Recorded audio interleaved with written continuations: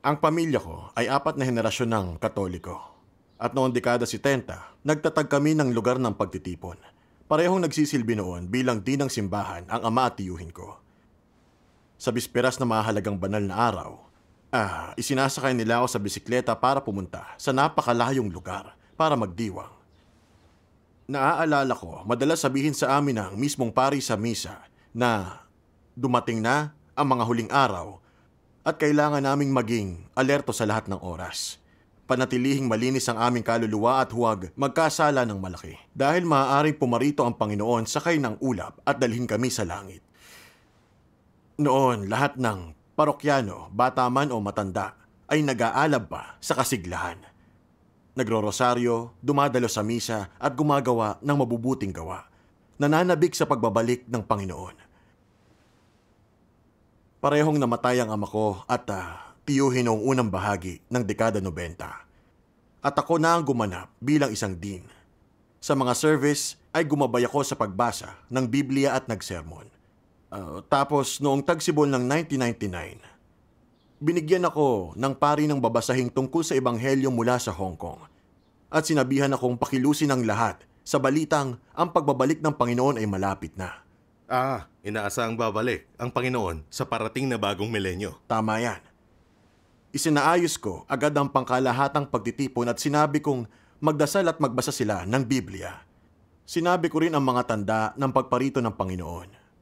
Sabi ko, mga kapanalig, pabalik na ang ating Panginoon. Nakahakbang na ang isa niyang paa at malapit na siyang magpakita. Sinabi ng Panginoong Hesus, at sa gayoy lilitaw ang tanda ng anak ng tao sa langit. At kaya magsisitaghoy ang lahat ng mga angkan sa lupa at makikita nila ang anak ng tao na paparitong nasa mga ulap na may kapangyarihan at kadakilaan. Makikita nating pagparito ng Panginoon, isang malaking tanda ang magpapakita sa langit. Makikita mismo ng mga mata natin ang pagbaba ng Panginoon, sakay ng ulap, puno ng kaluwalhatian at pagkamaharlika para iakyat tayo sa langit. Ilang buwan na lang, bago magtaong 2000, hindi natin pwedeng iantala ang pagbabahagi ng Ebanghelyo sa mga kaibigan, kamag-anak at kakilala nating hindi nananalig. Pupurihin tayo ng Panginoon dahil sa pagliligtas ng maraming kaluluwa. Napukaw ang lahat nang marinig ito at masigla nilang tinalakay ito. May ilang nagsabing, oo nga, taong 2000 na sa loob lang ng ilang buwan. Pabalik na ang Panginoon. Magbasa tayo ng kasulatan at huwag magnasa ng mga makamundong bagay. At may ilang nagsabing, magbabahagi ako agad ng Ebanghelyo sa kaibigan at pamilya ko nang maligtas ang kanilang kaluluwa at mapunta sa langit. Hindi nagtagal ay dumating ang Nobyembre. Napansin kong medyo kakaiba ang asawa ko kaysa dati. Pumupunta siya sa bahay ni Sister Chan para magbasa ng kasulatan tuwing gabi. At mga ilang araw na rin siyang hindi nagdarasal sa gabi kasama ko. Medyo naguluhan ako. Iniisip ko kung sumapi na ba siya sa ibang denominasyon. Isang hapon, umuwi ang asawa ko at tinanong ako. Sabi niya, matagal na tayong mananampalataya. Umaasa ka ba sa pagbabalik ng Panginoon? Walang pag-atubili akong sumagot. Itinatanong pa ba yan? Oo, syempre naman. Tapos taimtim niyang sinabi noon sa akin, may maganda akong balita sa iyo. Nagkatawang tao muli ang Panginoon at binuksan niya ang balumbon na binabanggit sa pahayag. Anong naging reaksyon mo dun? Siyempre, nabigla talaga ako. Pinagtaasan ko siya ng boses at sinabing, ano ba yung pinagsasasabi mo? Siguradong paparito ang Panginoon kasama ang mga ulap pagbalik niya. Imposibleng bumalik siya ng nasa katawang tao. Siguradong sigurado ka? Oo. Tapos sinabi ng asawa ko, ni hindi mo man lang ito siniyasat. Paano mo masasabing hindi siya babalik ng nasa katawang tao? Sa maraming taon nating pananalig, hindi ba't umaasa tayong salubungin ang pagbabalik niya? Sa paggawa ng pagpapalagay na ito, base sa mga kuro-kuro mo, malamang na mapalampas mo ang pagkakataong madala. Tingin ko, dapat huminahon ka at talagang suriin ang bagay na ito. Pero hindi talaga ako natauhan sa mga sinabi niya. Nag-aalala akong baka nailigaw na siya kaya sinabi ko ang mga propesiya ng pangalawang pagparito. Sabi ko, matapos ipako sa krus ang Panginoong Hesus at nabuhay siyang muli, umakyat siya sa langit ng nasa anyo na siyang espiritu. Tapos pagbalik niya, babalik siya sa anyong espiritu, paparito siya na puno ng kaluwalhatian. Paano siya babalik nang nasa katawang tao? Sinasabi ng Biblia, narito, siya ay pumaparitong nasa sa mga alapaap at makikita siya ng bawat mata. Pagkatapos ng kapighatian sa mga araw na iyon ay magdidilim ang araw at ang buwan ay hindi magbibigay ng liwanag nito at mga lalaglag ang mga bituin mula sa langit at yayanig ang mga kapangyarihan ng mga langit. At sa gayoy lilitaw ang tanda ng anak ng tao sa langit at kaya magsisitaghoy ang lahat ng mga angkan sa lupa at makikita nila ang anak ng tao na napaparitong nasa mga ulap ng langit na may kapangyarihan at dakilang kaluwalhatian. Makikita natin dito na pagbalik niya didilimang araw at mawawalan ng angking liwanag ang buwan. Babagsak mula sa kalangitan ng mga bituin at paparito ang Panginoon sakay ng ulap. Pero wala ni isa sa mga tandang ito ang nagpakita na. Paano mo nasasabing nakabalik na nga siya? Pinakinggan niya ako tapos ay mahinahon siyang sumagot sa akin. Ang mga propesiya ng Panginoon ay mga nakatagong misteryo. Kung literal na ipapaliwanag base sa mga kuro-kuro at imahinasyon natin, malamang magkamali ang pagkaunawa natin. Isipin mo na lang ang mga Fariseo. Sinunod nila ang literal na kahulugan ng kasulatan at ang sarili nilang kuro-kuro. Ipapanganak daw sa maharlikang palasyo ang Mesiyas at magiging makapangyarihan. Pero di ipinanganak sa palasyo ang Panginoong Hesus. Ipinanganak siya sa sabsaban bilang anak ng karpintero at hindi siya anumang uri ng pinuno. Nakita ng mga Fariseo na ang kapanganakan at gawain ni Jesus ay di tugma sa mga ideya nila. Kaya talagang tumanggi silang tanggapin na siya ang mismong Mesiyas na paparito. At nilabanan at kinundina nila siya. Hindi natin pwedeng ulitin ang pagkakamali ng mga Fariseo. Nainis ako nang sabihin niya yon. Iniisip kong ako ang din at mas edukado ako kaysa sa kanya. Pero ayaw niyang makinig sa akin. Mali raw ang pagkakaintindi ko sa propesiya. Nainis ako at galit kong sinabi sa kanya. Paulit-ulit ko nang sinabi sa iyo pero di ka nakikinig. Talagang nalinlang ka na ng mga yon. Tumigil ka na sa pagpunta sa mga pagtitipon. Pero ang nakakagulat, desidido niyang sinabi sa akin. Malinaw ang siniyasat ko at ang pananalig ko ay nasa nagbalik na Panginoon. Kung hindi ka naniniwala sa Kanya, wag mo na lang akong pigilan. Galit na galit ako nang sabihin niya yon. Sa kagustuhang iligtas siya. Nakahanap ako ng ilan pang din ng simbahan para subukan na siya'y pigilan. Anong sinabi nila sa kanya? Puno ng kumpiyansang sinabi sa kanya ng isa sa mga din namin. Mula tayo sa ilang henerasyon ng mga Katoliko at alam nating ito ang tamang relihiyon. Ang Kristyanismo ay nagmula sa pagkakahati ng simbahang Katolika. Pagbalik ng Panginoon, lahat ng iba pang denominasyon ay babalik sa Katolisismo. Unyon ng Kristyanismo ang tawag doon. Alam mo ang tungkol dito, di ba? Narinig ko sa asawa kong, may batayan ba ang pagbabalik ng mga denominasyon sa simbahang Katolika? Pagbalik ng Panginoon? Sinabi ba yan ng Panginoong Hesus kailanman? Gusto ba ng mga Kristiyano at Eastern Orthodox na muling makipag-isa sa Katolika? Matagal nang naipropesiya ng Biblia. Sa mga huling araw, ang bundok ng bahay ni Jehovah ay matatatag sa tuktok ng mga bundok at magiging mataas sa mga burol at lahat ng bansa ay magsisiparoon. Dito ang mga bundok ay tumutukoy sa iba't ibang denominasyon.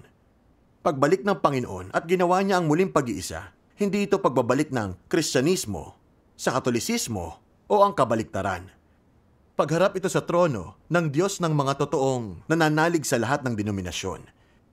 Sa pagiging isa ng lahat ng paniniwala, makikita ang pagkamatuwid ng Panginoon at lahat ng tao ay ganap na makukumbinsi. Nang sabihin niya ito parang bago at nagbibigay liwanag ang lahat ng ito sa akin. At saglit na hindi ko alam kung anong sasabihin. Nakita kong wala ring masabi ang dalawang din. At may pagdidiin na lang na sinabi ng isa sa kanila, isa ka lang parokyano. Tingin mo mas maalam ka kaysa sa pari? Ano man ang mangyari, pagdating ng panahon, lahat ay babalik sa Katolisismo. Yung mga tumatalikod sa Katolisismo ay nagtaksil sa Diyos at hindi mapupunta ang kaluluwa sa langit. Nailigaw na kayong mga tao ng landas. pinapayuhan ko kayong mangumpisal kaagad. Hindi pa huli ang lahat para bumalik. Anong sabi ng asawa mo? Matatag na matatag siyang sumagot. Hindi ako naligaw ng lantas. Narinig ko ang salita ng banal na espiritu sa mga iglesia at sinusundan ko ang kordero.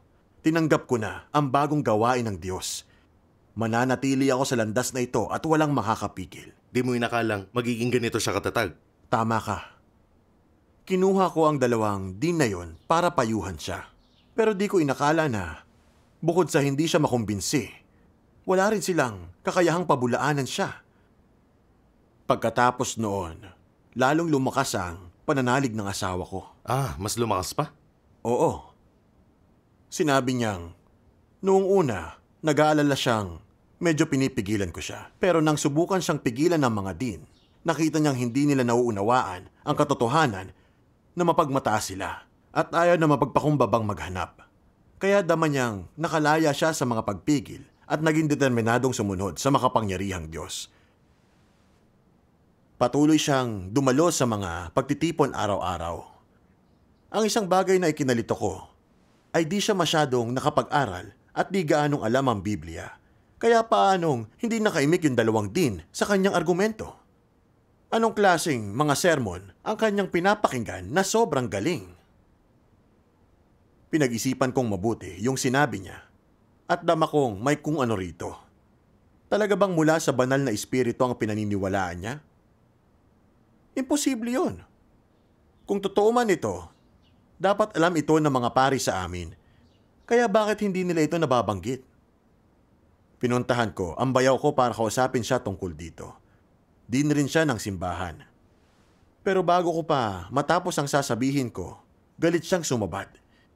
Hindi maaaring bumalik ang Panginoon sa katawang tao. May isang iglesyang tinatawag na kidlat ng silanganan. Ang makapangyarihang Diyos raw ang Panginoong nagbalik sa katawang tao. Nakatataas ang mga turo nila. At ninakaw na nila ang marami sa ating mga nananalig. Lagpas 100 mula sa ating simbahan ang nailigaw nila at may isa pang pari. Hindi na sila babalik kahit anong gawin natin. At partikular niyang sinabi sa akin na huwag makinig sa pinapangaral nila. Noon ko napagtanto na nakikinig sa mga sermon ng kidlat ng silanganan ng asawa ko. Mula sa bahay ng bayaw ko, dumiretso ako sa bahay ng isa pang din. Kako sabihin sa iba pang mga parokyano na lumayo sa kidlat ng silanganan. Sinimulan yung isarado ang simbahan. Oo. Noong pauwi na ako sa bahay, sinimulan kong pag-isipan ang mga sinabi ng bayaw ko. Napukaw talaga ang interes ko. At may kakaibang pakiramdam ako rito. Napaisip ako kung ano ang sinasabi ng kidlat ng silanganan. Ba't napakaraming mananampalatayang pumupunta sa kanila? Gaano man kaganda ang sermon nila, malalagpasan ba nito ang mga katotohanan ng Katoliko? Kung may pagkakataon, gusto ko sanang makita ang mga pangaral nila. Naging interesado ka rito? Oo. Mas binasa ko ng husto ang Biblia para maging handa akong pabulaanan ang sino man mula sa kidlat ng silanganan. Paulit-ulit akong naghanap ng mga propesiya ng pagbabalik ng Panginoon. At nakita ko ang isang ito. Dinirinig ng mga tupa ko ang tinig ko, nakikilala ko sila at sila'y nagsisisunod sa akin. Habang binabasa ito, iniisip ko, ang dami ng mga tumanggap sa kidlat ng silanganan nang marinig ang pangaral nila at tumanggi nang bumalik pa. Kitang-kita doon. Matagal na silang mga Katolikong may kabatiran at may matatag na pundasyon sa pananampalataya. Tiyak na nagsiyasat sila bago sumunod sa kidlat ng silanganan. Sumagi sa isip ko na baka taglay ng librong binabasa nila ang katotohanan na ito ang tinig ng Diyos.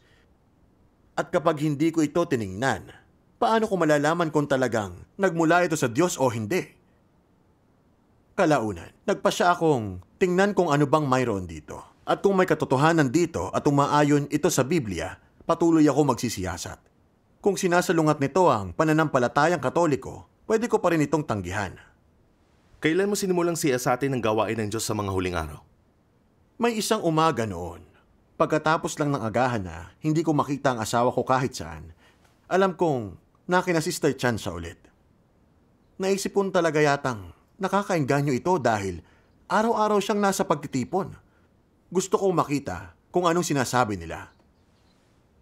Pagkarating ko kina Sister Chan, hindi lang mangilan-ngilang parokyano ang nakita ko. Pati si Brother Wang na lagpas 50 na. Inimbitahan niya akong sumama sa pagtitipon. Umupo ako para makinig at tahimik na nagdasal sa Panginoon, hinihiling na bantayan niya ang puso ko.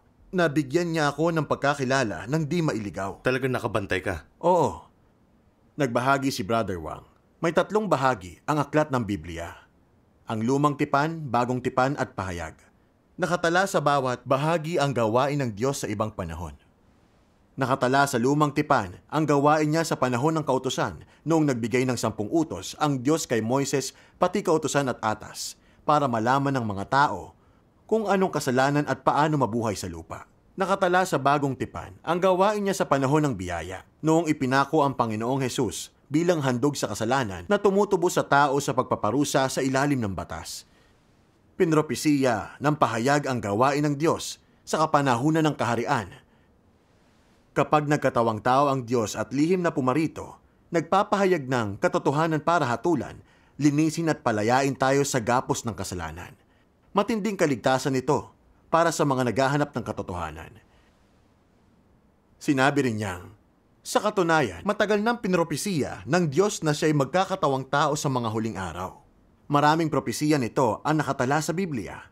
Halimbawa, sabi ng Panginoon, narito, ako'y pumaparitong gaya ng magnanakaw. Kayo rin naman ay magsipaghanda, sapagkat sa oras na hindi ninyo iniisip, ang anak ng tao ay darating.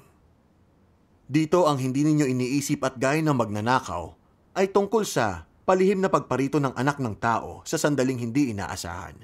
Ang anak ng tao ay tumutukoy sa pagkakatawang tao ng Diyos. Tulad ng Panginoong Hesus, ipinanganak siyang tao sa isang pangkaraniwang pamilya. Mukha lang siyang isang karaniwang tao, pero ang kanyang diwa ay sa Diyos. Siya ang pagkakatawang tao ng Diyos mismo. Ang marinig si Brother Wang na nagpapatotoo na ang Diyos ay nagkatawang tao muli, ay medyo nakakainis para sa akin at ayoko nang makinig pa. Kaya tumayo ako mula sa sofa at seryosong sinabi, hindi ko matanggap na nagbalik na ang Diyos ng nasa katawang tao. Malinaw ang propesiya sa Biblia. Kayong mga lalaking taga Galilea, ba't kayo nakatingala sa langit? Ang Jesus na ito na kinuha mula sa inyo patungong langit ay paparitong gaya rin ng inyong nakitang pagparoon niya sa langit. Umakyat sa langit ang Panginoon ng nasa anyong espiritu. Kaya pagbalik niya, dapat nasa anyong espiritu siya, bumababang puno ng kaluwalhatian. Ang Panginoon ay namatay na sa krus para sa atin. Nagpasa ng labis na pagdurusa. Hindi siya babalik sa katawang tao. Bilang tugon, mahinahong sinabi sa akin ni Brother Wang, maupo tayo at magbahaginan pa tungkol dito. Malulutas ng salita ng Diyos ang pagdududa. Iniisip ko na maganda ang pagbabahagi ni Brother Wang na hindi ko siya mahigitan gamit ang alam ko sa Biblia. Kung hindi ko masusuri ang mga bagay-bagay at mailigaw ako, maaaring hindi ako maligtas at makapasok sa kaharian. Naisip kong hindi na ako pwedeng makinig, kundi kailangan ko nang umuwi at pag-aralan ng Biblia. Kaya naman nagpalusot ako at umalis na. Natapos ba ng ganun lang ang ideya mo na makinig sa kanila? Ang totoo hindi. Hindi ko pinakinggan ang lahat ng sinasabi niya. Pero nang makauwi, sa tuwing naiisip ko na babalik ang Panginoon sa katawang tao, lubos ako nababagabag dahil doon. Maaari sigurong mailigaw ng landas ang asawa ko, pero ang mailigaw ang mga tapat na mananampalatayang yon ay mukhang hindi posible. Isa pa, kung talagang bumalik na ang Panginoon at hindi ko ito siniyasat, maaari akong mawala ng pagkakataong salubungin ng Panginoon. Pero kung ang kidlat ng silanganan ay di tunay na daan at nauwi ako sa maling landas, magiging kataksilan yon sa kanya at hindi maliligtas ang kaluluwa ko. Nasa mahirap na lagay ka. Mismo. Matagal din akong walang masyadong ganang kumain at di makatulog. Talagang miserable ang pakiramdam ko. Kaya lumuhod ako sa imahe ng banal na puso at nagdasal. Panginoong Hesus, di ko alam kung ang kidlat ng silanganan ay ang pagbabalik mo o hindi. Pakiusap, bigyan mo ako ng kakayahang kumilala at patnubayan mo ako. Huwag nawa akong maligaw sa maling landas. Pagkatapos noon, binasa ko ang lahat ng bersikulo tungkol sa pagbabalik ng Panginoon At sa gabay ng banal na espiritu, nakakita ko ng ilang propesiya sa palihim na pagparito ng Panginoon at may natuklasang misteryo. Ha? Anong misteryo? Napagtanto kong maraming bersikulo ang nagbabanggit na yung mga sumasalubong sa palihim na pagparito ng Panginoon ay dadalo sa piging at pagkatapos sila'y pagpapalain. Halimbawa, sabi ng Panginoon, "Datapwat pagkahating gabi ay may sumigaw, narito ang kasintahang lalaki. Magsilabas kayo upang salubungin siya nang magkagayoy nagsipagbangong lahat ang mga dalagang yaon at inayos ang kanilang mga ilawan. Ay dumating ang kasintahang lalaki at ang mga naghanda ay nagsipasok na kasama niya sa piging ng kasalan at inilapat ang pintuan. Narito, ako'y pumaparitong gaya ng magnanakaw. Mapalad siyang nag-aabang at nakasuot ang kanyang mga damit. Kung hindi ay baka siya'y lumakad na hubad at makikita nila ang kanyang kahihiyan.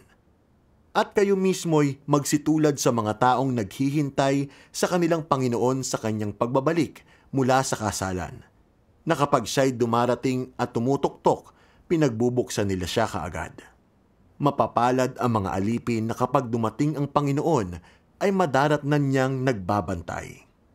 Katotohanang sinasabi ko sa inyo na siya'y magbibigki sa sarili at sila'y pauupuin para sa karne, at lalapit at paglilingkuran niya sila. At kung siya'y dumating sa ikalawang pagbabantay o sa ikatlo, at masumpungan sila sa gayon, ay mapapalad ang mga aliping iyon. Narito, ako'y nakatayo sa pintuan at tumutuktok. Kung ang sino man ay duminig ng aking tinig at magbukas ng pinto, ako'y papasok sa kanya at hahapong kasalo niya at siya'y kasalo ko." Paulit-ulit akong nagnilay at nagdasal tungkol sa mga ito. Nakita kong ang pagkahating gabi ay may sumigaw, gaya ng magnanakaw, dumating sa ikalawang pagbabantay, at o sa ikatlo, ay tungkol lahat sa pagbaba ng Panginoon, kung kailan hindi inaasahan ng tao. Ang sinasabi nila na palihim na pagparito ng Panginoon para iligtas ang tao ay talagang tumpak. Tugma ito sa mga propesiya ng Biblia. Kung masasalubong ko ang palihim ng pagparito ng Panginoon, hindi ba't magiging isa ako sa mga pinagpala? Salamat sa pagbibigay liwanag ng banal na espiritu, kaya natuklasan ko ang misteryo. Nagsaliksik ako sa Biblia at nakita ang sinabi ng Panginoong Hesus. Pagkat gaya ng kidlat na nagliliwanag mula sa isang panig hanggang sa kabilang panig ng silong ng langit, gayon din naman ang anak ng tao sa kanyang kaarawan. Datapwat kailangan muna siyang magbata ng maraming bagay at itakwil ng lahing to. Dati, naniniwala akong babalik ang Panginoon sa anyong espiritu. Pero malinaw na sinabi ng Panginoon, kailangan muna siyang magbata ng maraming bagay at itakwil ng lahing ito. Sa anyong espiritu, paano siya magdurusa o tatanggihan ng mga tao? Tanging ang katawang tao lang ng Diyos ang magdurusa. Maaari kayang tama ang kidlat ng silanganan na ang Panginoon ay nagkatawang tao at bumalik na anak ng tao? Pero naalala ko ang bersikulo sa Pahayag 1:7 na nagsasabing, "Siya'y pumaparitong nasa alapaap at makikita siya ng bawat mata at nang nangagsiulos sa kanya at ang lahat ng angkan sa lupa ay magsisitaghoy dahil sa kanya." Ayon sa bersikulong ito, babalik ang Panginoon ng maluwalhati kasama ang mga ulap. At makikita siya ng lahat kapag dinadala niya na tayo sa itaas. Kung palihim na pumarito ang Panginoon ng nasa katawang tao, paano maipapaliwanag ang bersikulong yun sa Biblia? Hindi ba't ang mga propesiya ng pagparito ng palihim at pagparito kasama ang mga ulap ay magkasalungat? Hindi ko ito maintindihan. Mabilis na lumipas ang bagong taon para sa taong 2000. Pero hindi natupad ang matagal ko nang inaasam na pagbaba ng Panginoon mula sa langit. Alam kong ang mga tanda ng pagbabalik ng Panginoon ay natupad na. Noong panahong yon, sinimulan kong questionin ang ideya na paparito ang Panginoon mula sa kalangitan sa bagong milenyo. Sa puso ko, masigit akong nakukumbinsi sa ideya ng palihim na pagparito. Patuloy akong naghanap ng mga propesiyang patungkol dito. Nagdasal din ako sa Panginoong Hesus. Panginoon, bagong milenyo na, pero hindi pa rin kita nakikitang pumaparito sa kainang ulap. Dismayado ako at nasasaktan, O Panginoon. Ngayon, tanging Kidlat ng silanganan ang nagpapatotoo na nagbalik ka na sa katawang tao. Talaga bang nagbalik ka na? Pakiusap, bigyan liwanag mo ako para makilala ang gawain mo. Gusto mong siyasatin pa ang bagong gawain ng Diyos. Tama yan. Gusto ko talagang mas makarinig pa ng pagbabahagi ni Brother Wang. Dahil iniisip ko na kung ang kidlat ng silanganan talaga ang pagbabalik ng Panginoon, naisip kong aalisin ako gamit ang gawain ng Diyos kung di ko to tatanggapin.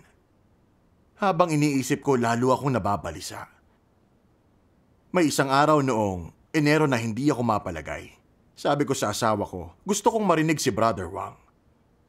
Matapos makipagtagpo sa kanya, sinabi ko sa kanyang, kamakailan nasa bahay ako't nagbabasa ng napakaraming sipi ng kasulatan. At damang kong umaayon sa propesiya ang sinabi mo. Ngayon kaya ko nang tanggapin palihim na paparito ang Panginoon bilang anak ng tao. Pero nariyan din ang propesiyang ito. Narito, siya ay pumaparitong nasa sa mga alapaap at makikita siya ng bawat mata at nang nangagsiulos sa kanya.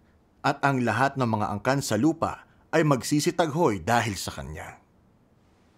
Sinasabi nitong paparito siya kasama ang mga ulap na puno ng kaluwalhatian. Di ba't sinasalungat nito ang palihim na pagparito ng Panginoon? Ang Panginoon ay tapat at walang dudang ang mga salita niya ay matutupad. Siguradong may misteryo sa loob nito. Anong ibig sabihin nito? Anong sabi ni Brother Wang? Binasahan niya ako ng mga salita ng makapangyarihang Diyos. Babasahin ko ang mga ito. Sige. Sabi ng makapangyarihang Diyos, lahat sa buong sansinukob na nakakaalam sa pagliligtas ni Jesus na tagapagligtas ay matagal ng desperadong nananabik na biglang dumating si Jesucristo upang tuparin ang sinabi ni Jesus habang nasa lupa. Babalik ako tulad ng aking paglisan. Naniniwala ang tao na kasunod ng pagkapako sa krus at pagkabuhay na mag-uli, bumalik si Jesus sa langit sakay ng isang puting ulap upang umupo sa kanyang lugar sa kanang kamay ng kataas-taasan. Sa gayon ding paraan, bababang muli si Jesus sakay ng isang puting ulap sa mga taong matagal nang desperadong nananabik sa kanya sa loob ng libu-libong taon at natataglayin niya ang imahe at pananamit ng mga Hudyo. Matapos magpakita sa tao, pagkakalooban niya sila ng pagkain at pabubukalin ang tubig na buhay para sa kanila. At mamumuhay siya sa piling ng tao, puspos ng biyaya at puspos ng pagmamahal, buhay at tunay. Ang lahat ng gayong kuro-kuro ang pinaniniwalaan ng mga tao. Subalit hindi ito ginawa ni Jesus na tagapagligtas. Ginawa niya ang kabaligtaran ng inakala ng tao. Hindi siya dumating sa mga naghangad sa kanyang pagbalik at hindi siya nagpakita sa lahat ng tao habang nakasakay sa puting ulap. Dumating na siya, ngunit hindi alam ng tao at nananatili silang walang alam. Naghihintay lamang ang tao sa kanya ng walang layon nang hindi namamalayan na bumaba na siya sakay ng isang puting ulap. At ngayon ay kasama ng isang grupo ng mga mananagumpay na kanyang gagawin sa mga huling araw. Maraming taong walang pakialam sa sinasabi ko, ngunit nais ko pa ring sabihin sa bawat tinatawag na banal na sumusunod kay Jesus na kapag nakita ng sarili ninyong mga mata si Jesus na bumababa mula sa langit sakay ng puting ulap, ito ang magiging pagpapakita sa publiko ng araw ng katuwiran. Marahil ay magiging panahon iyon ng matinding katuwaan sa iyo. Subalit dapat mong malaman na ang sandali na nasasaksihan mong bumababa si Jesus mula sa langit ay ang sandali rin ng pagbaba mo sa impyerno para maparusahan. Yon ang magiging panahon ng pagwawakas ng plano ng pamamahala ng Diyos at ito ay kung kailan ginagantimpalaan ng Diyos ang mabubuti at pinarurusahan ang masasama. Sapagkat magwawakas na ang paghatol ng Diyos bago pa makakita ng mga tanda ang tao, kung kailan mayroon lamang pagpapahayag ng katotohanan. Yaong mga tumatanggap sa katotohanan at hindi naghahanap ng mga tanda, at sa gayon ay napadalisay na, ay nakabalik na sa harap ng luklukan ng Diyos at nakapasok na sa yakap ng lumikha. yaon lamang mga nagpupumilit sa paniniwala na ang Jesus na hindi nakasakay sa puting ulap ay isang huwad na Kristo, ang sasailalim sa walang hanggang kaparusahan. Sapagkat naniniwala lamang sila sa Jesus na nagpapakita ng mga tanda, ngunit hindi kinikilala ang Jesus na nagpapahayag ng matinding paghatol at nagpapalabas ng tunay na daan at buhay. Kaya nga maaari lamang silang harapin ni Jesus kapag hayagan siyang nagbabalik sakay ng puting ulap. Masyado silang sutil, masyadong tiwala sa kanilang sarili, masyadong mapagmataas. Paano gagantimpalaan ni Jesus ang gayong kababang uri? Ang pagbabalik ni Jesus ay isang dakilang kaligtasan para sa mga may kakayahang tanggapin ang katotohanan. Ngunit para sa mga hindi nagagawang tanggapin ang katotohanan, ito ay isang tanda ng pagsumpa. Dapat ninyong piliin ang sarili ninyong landas at hindi ninyo dapat lapastanganin ang banal na espiritu at tanggihan ang katotohanan. Hindi kayo dapat maging mangmang at mapagmataas, kundi isang taong sumusunod sa patnubay ng banal na espiritu at nananabik at naghahanap sa katotohanan. Sa ganitong paraan lamang kayo makikinabang. Amen. Matapos magbasa, nagbahagi siya. May dalawang yugto sa pagbabalik ng Diyos. Una, magkakatawang tao siyang anak ng tao at palihim na paparito. Ito ang pagkakatawang tao ng Espiritu ng Diyos. Paghahayag ng katotohanan at paggawa ng paghatol at paglilinis. Nakukumpleto sa grupo ng mga mananagumpay. At ang gawain ng palihim na pagkakatawang tao ng Diyos ay matatapos. Magpapaulan siya ng mga sakuna. Gagantimpalaan ng mabubutit. Parurusahan ng masasama. Pagkatapos nun, paparito ang Diyos. Magpapakita sa lahat ng tao. Tinutupad nito ang propesiya ng Panginoon. At sa gayoy lilitaw ang tanda ng anak ng tao sa langit, at kaya magsisitaghoy ang lahat ng mga angkan sa lupa, at makikita nila ang anak ng tao na napaparitong nasa mga ulap ng langit na may kapangyarihan at dakilang kaluwalhatian. Sa isip ng mga tao, dapat maging panahon ng malaking kagalakan ng pagparito ng Panginoon sakay ng ulap. Kaya bakit niya sinabing sila'y magdadalamhati? Ito'y dahil ang makapangyarihang Diyos na nilabanan nila ay ang nagbalik na Panginoon. Pero sa sandaling yon, ang gawain niya para iligtas ang sangkatauhan ay tapos na.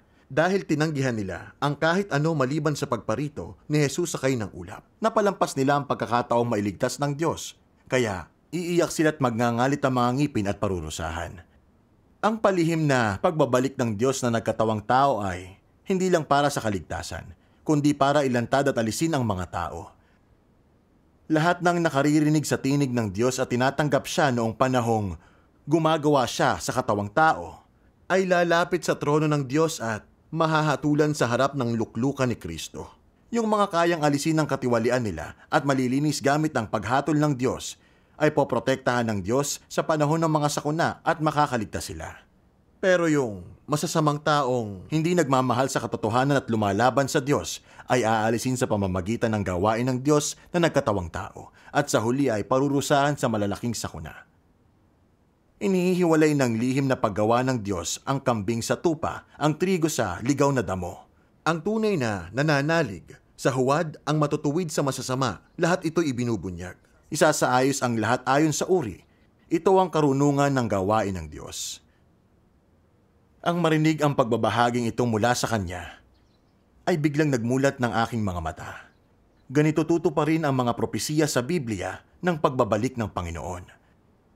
At nakita ko ang awtoridad ng Diyos sa salita ng makapangyarihang Diyos. Ang matuwid at di nalalabag na disposisyon ng Diyos ay nagpanginig sa akin sa takot.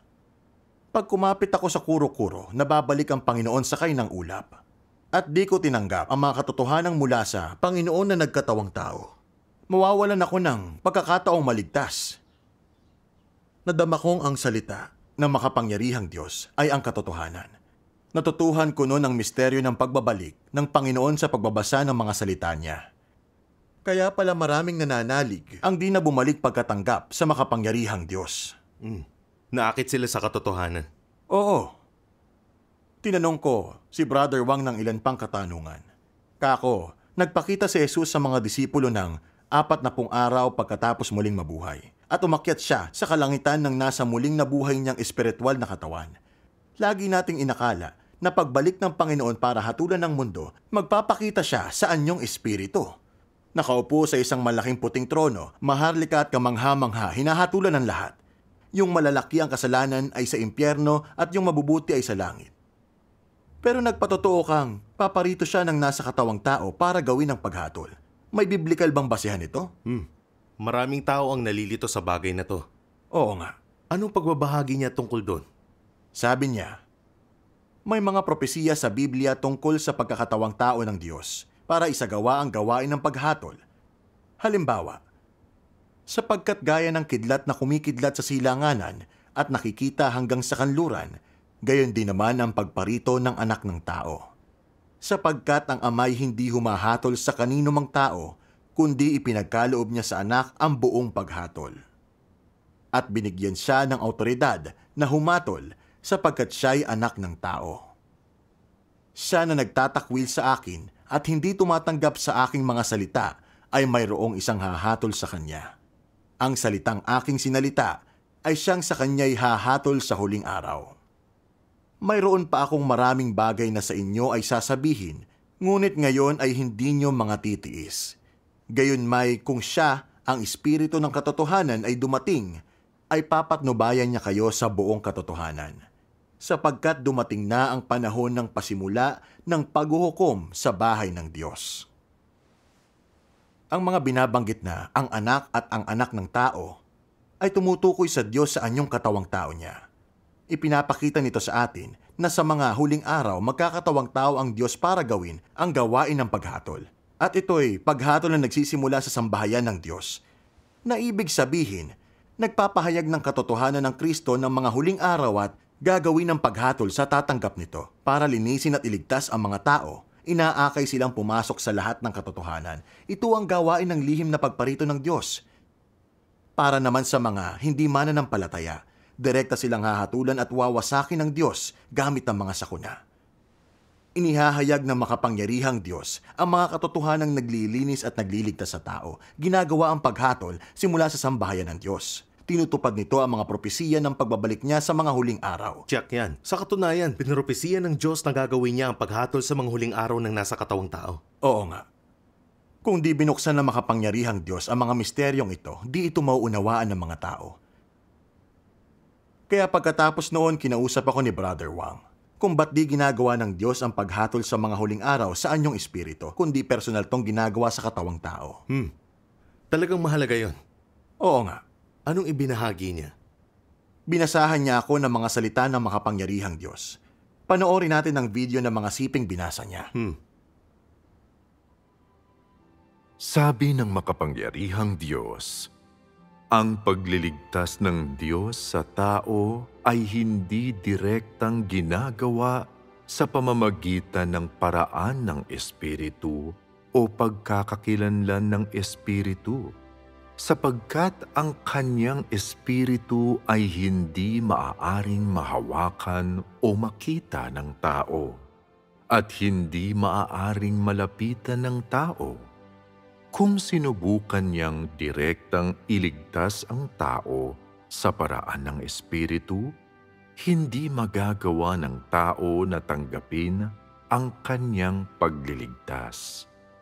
Kung hindi isinuot ng Diyos ang panlabas na anyo ng isang nilalang na tao, hindi magkakaroon ang tao ng paraan para tanggapin ang kaligtasang ito, sapagkat walang paraan ang tao upang makalapit sa Kanya, katulad ng walang nakalapit sa ulap ni Jehovah.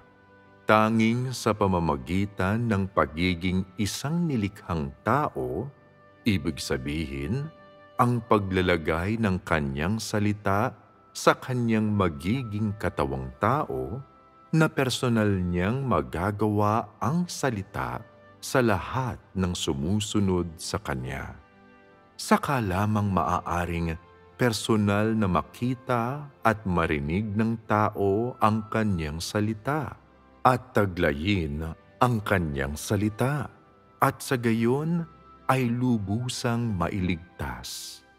Kung ang Diyos ay hindi naging katawang tao, walang nagtataglay ng laman at dugo ang makakatanggap ng gayon kadakilang kaligtasan. At wala rin kahit isang tao ang maliligtas. Kung ang Espiritu ng Diyos ay gumawa ng direkta sa gitna ng sangkatauhan, ang buong sangkatauhan ay pababagsakin o ganap na mabibihag ni Satanas, dahil hindi kaya ng tao na makaugnay ang Diyos. Ang unang pagkakatawang tao ay upang tubusin ang tao mula sa kasalanan sa pamamagitan ng katawang tao ni Jesus. Iyon ay iniligtas niya ang tao mula sa krus. Ngunit ang tiwaling makasatanas na disposisyon ng tao ay nanatili pa rin sa loob ng tao. Ang ikalawang pagkakatawang tao ay hindi na upang magsilbing handog para sa kasalanan, kundi upang lubos na iligtas yaong mga taong tinubos mula sa kasalanan. Ito ay ginagawa upang ang mga pinatawad ay mapalaya mula sa kanilang mga kasalanan at magawang ganap na malinis, at sa pagkakamit ng pagbabago sa disposisyon, sa gayon ay makawala sa impluwensya ng kadiliman ni Satanas at makabalik sa harap ng trono ng Diyos. Tanging sa paraang ito maaaring lubos na mapabanal ang tao.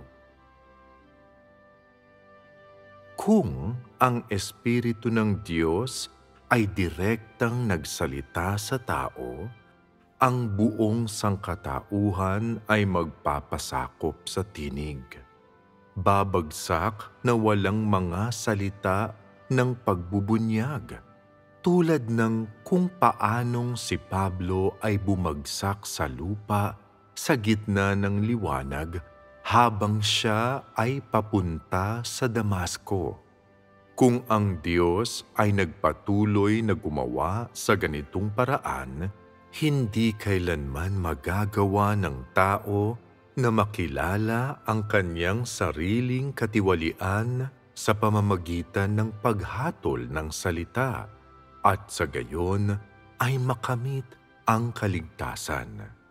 Tanging sa pamamagitan ng pagkakatawang tao na personal na maihahatid ng Diyos ang kanyang mga salita sa mga tainga ng lahat ng tao, upang ang lahat ng may mga tainga ay marinig ang kanyang mga salita at makatanggap ng kanyang gawain ng paghatol sa pamamagitan ng salita.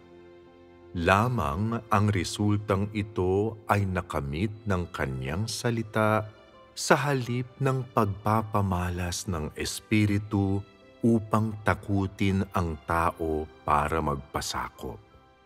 Sa pamamagitan lamang ng gayong praktikal at higit sa karaniwang gawain, maaaring lubusang maibunyag ang lumang disposisyon ng tao na malalim na naitago sa loob ng maraming taon, upang makilala ito ng tao at mabago ito.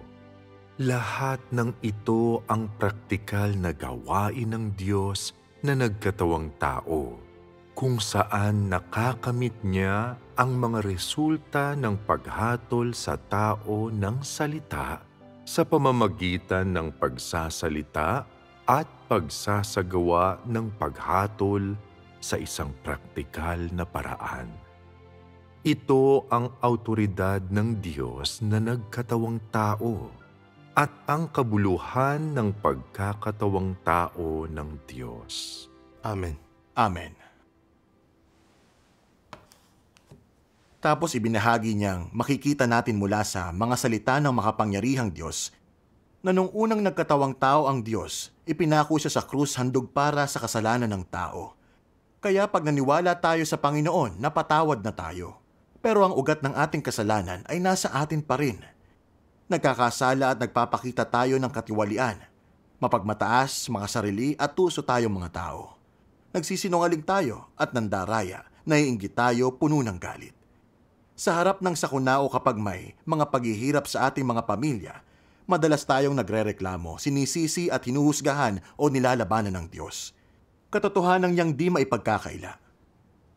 Banal ang Diyos, kaya sino mang hindi malinis ay di siya maaaring makita. Napakarumi at tiwali natin at nagkakasala at nilalabanan siya. Di tayo nararapat pumasok sa kaharian niya.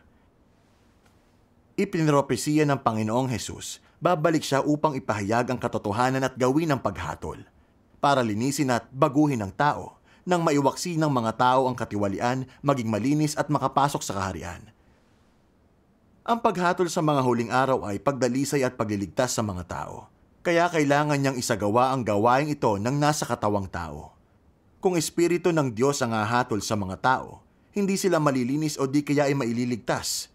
Yun ay dahil mortal ang mga tao, gawa sa laman, at lahat tayo'y nagawang tiwali ni Satanas, kaya puno tayo ng mga satanikong disposisyon, karumihan at katiwalian. Di tayo makakalapit sa espiritu ng Diyos. Kung direkta tayong hahatulan ng kanyang espiritu, mawawasak lang tayo dahil sa ating paghihimagsik at paglaban sa Diyos lagi. At ang pakikipag-usap ng espiritu ng Diyos sa tao ay magiging parang kulog at kidlat. Bukod sa di natin mauunawaan, masisindak din tayo nito. Ang gayong uri ng paghatol sa mga tao ay di makakakamit ng inaasam na layunin. Pagkatapos ay binigyan niya ako ng isang halimbawa. Isipin mong nasugatan ng isang maliit na ibon at gusto natin itong tulungan. Pero takot ito sa atin at hindi tayo hinahayaang lumapit. Dahil ito'y lubos na naiiba sa atin at hindi nito nauunawaan kung anong sinasabit intensyon natin. Pero kung magiging isang maliit na ibon tayo, pwede tayong lumapit at tulungan ito at hindi ito matatakot o lalaban sa atin. Sa parehong paraan para mas maayos na mailigtas tayong mga lubhang tiwaling tao, nagkakatawang tao ang Diyos at nagaanyong karaniwang tao. Nagpapahayag siya ng katotohanan at inilalantad ang katiwalian natin. Pati na ang ating likas na paglaban sa Diyos. Ipinapakita niya ang matuwid niyang disposisyon sa atin para makita nating totoo siya, malinaw at makatotohanan. Pagkatapos ay maaari niya ring malinaw na ibahagi sa atin ang kalooban niya at mga hinihingi at mga katotohanang dapat isagawa. Ipapakita ang landas para baguhin ang disposisyon at linisin tayo. Mismo, ito ang paraan para iligtas ang tiwaling mga tao. Sigurado yan. Tapos ay nagbahagi sa akin si Brother Wang ng isa pang bagay. Sa mga huling araw, ang paghatol ng Diyos ng nasa katawang tao ay mas mailalantad ang kuro-kurot paghihimagsik natin. Noong unang nagkatawang tao ang Diyos, pumarito para gumawa. Alam ng mga Fariseyo na may otoridad at kapangyarihan ang pangaral ng Panginoong Hesus. Pero nakita nilang hindi siya mukhang isang dakilang tao at siya'y anak ng isang karpintero. Ang sinabit ginawa niya'y di tugma sa imahinasyon at kuro-kuro nila. Kaya tumanggi silang tingnan man lang ito. Sa halip, nilabanan at kinundi na siya at pinigil ang ibang hanapin ang gawain ng Diyos.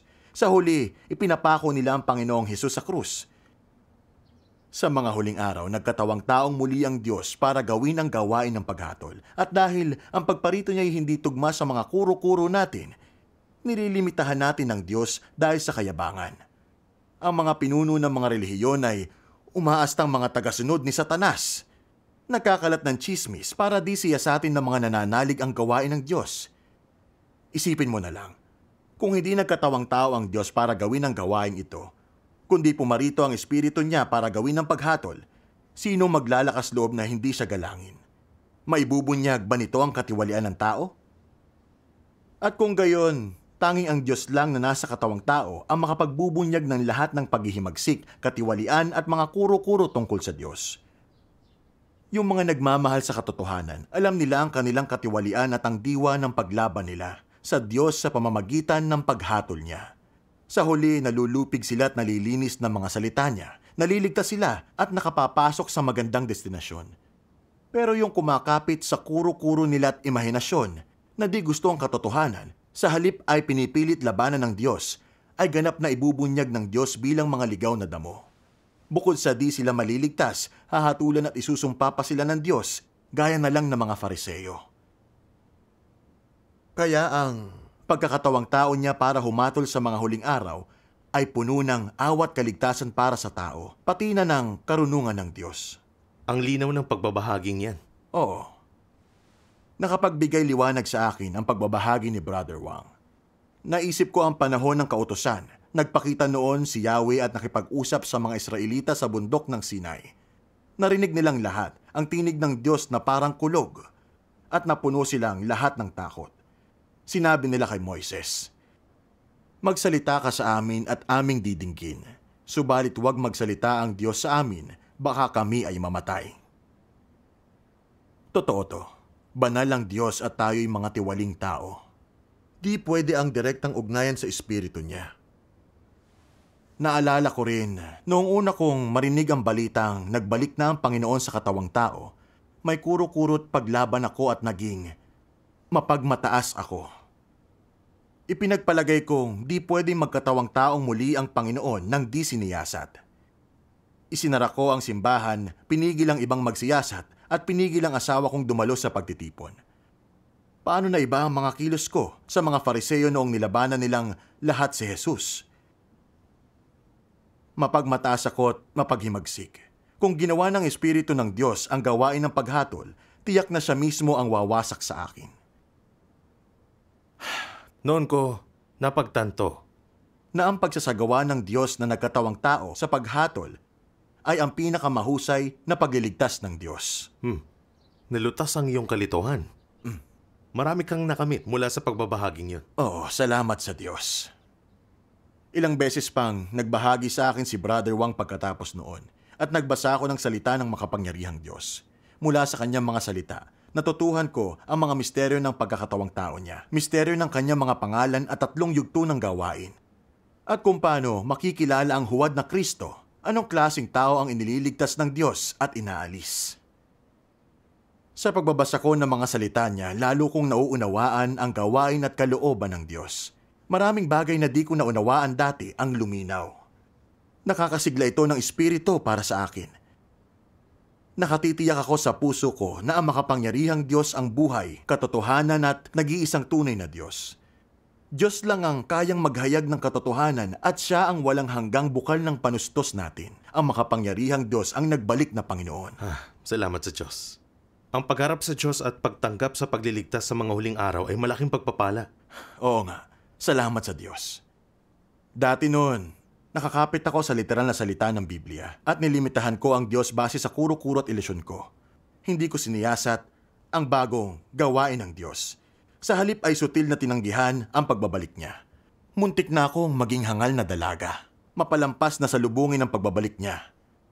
Kung hindi ako ginabayan at iniligtas ng Diyos noon, nasira na sana ako ng mga kuro-kuro ko. Salamat sa awat pagliligtas ng Diyos, masasalubong ko ang kanyang pagbabalik. Talagang nagpapasalamat ako sa Diyos. Salamat sa Diyos.